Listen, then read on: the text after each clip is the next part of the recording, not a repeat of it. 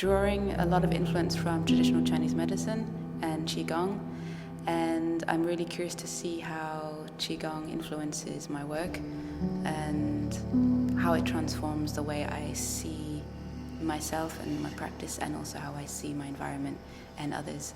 This particular creative process is about the relationship between the land and the body, and how there's a lot of synergy and interconnected principles and relevant science to the way that our physiology works and the way that our anatomy works in relation to the way that nature and the different principles within nature, the minerals and the water, the molecules, all of these things are responding to each other in a very specific symbiotic way.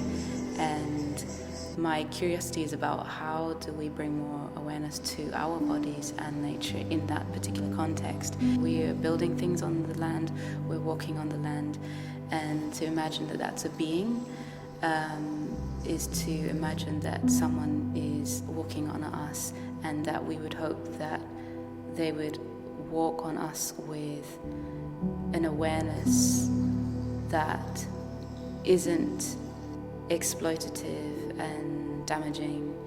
And so there's this idea that I'm sitting with, that we get everything from nature, we get an abundance from nature.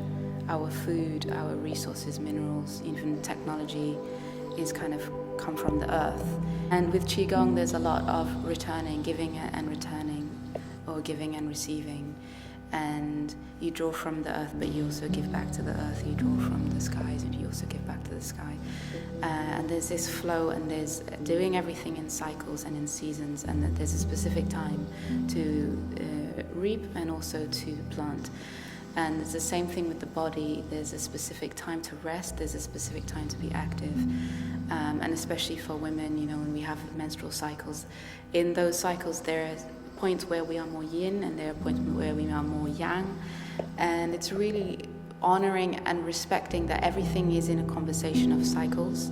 I really like working with paint and with my body because there's something quite visceral. It's sort of like the fluids of the body, the water, the blood, the earth, and it's very tangible, and I can really build and sculpture and shape and move the colors in a certain way that also feels like I'm collaborating on creating some sort of landscape, sitting with what it means to really be embodied. So I've been reflecting on where I stand amongst the crowd. Am I seen? Do I even exist? When I speak, it feels like people look,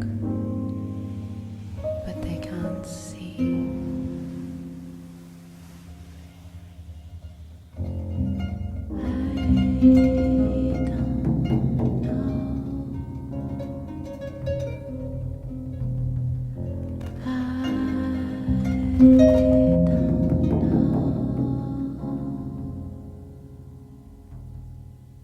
If you really understand, do you really understand? This is important. Do you know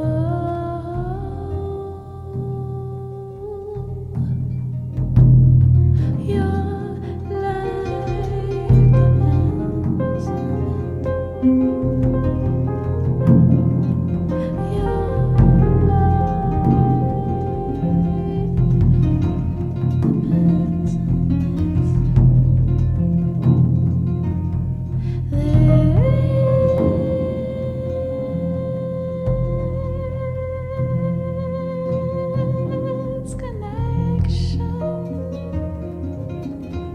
Connecting. Are you really connecting with me though?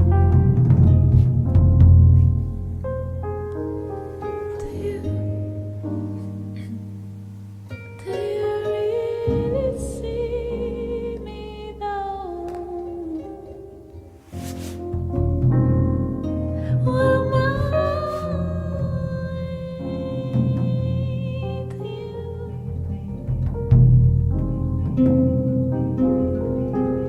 Am I even real? Am I even human? If you're gonna treat me so.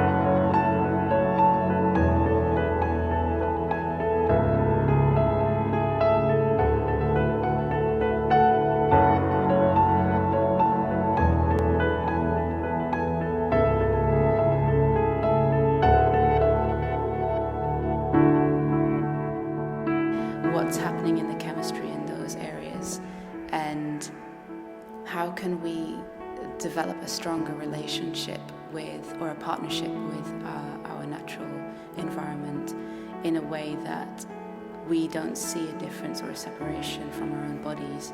Bringing the audience in to my creative experience, but actually how can an audience be with you in an experience? How can they also be practicing with you?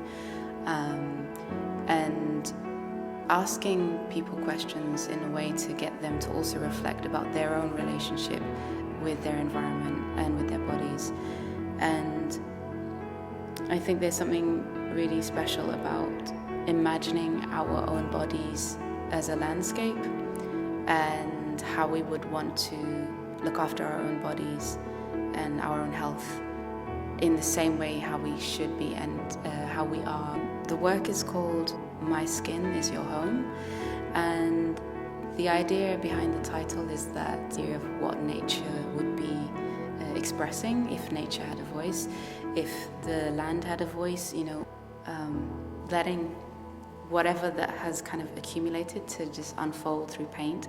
And I think it's also a very cathartic experience from a place where I'm listening close to my heart.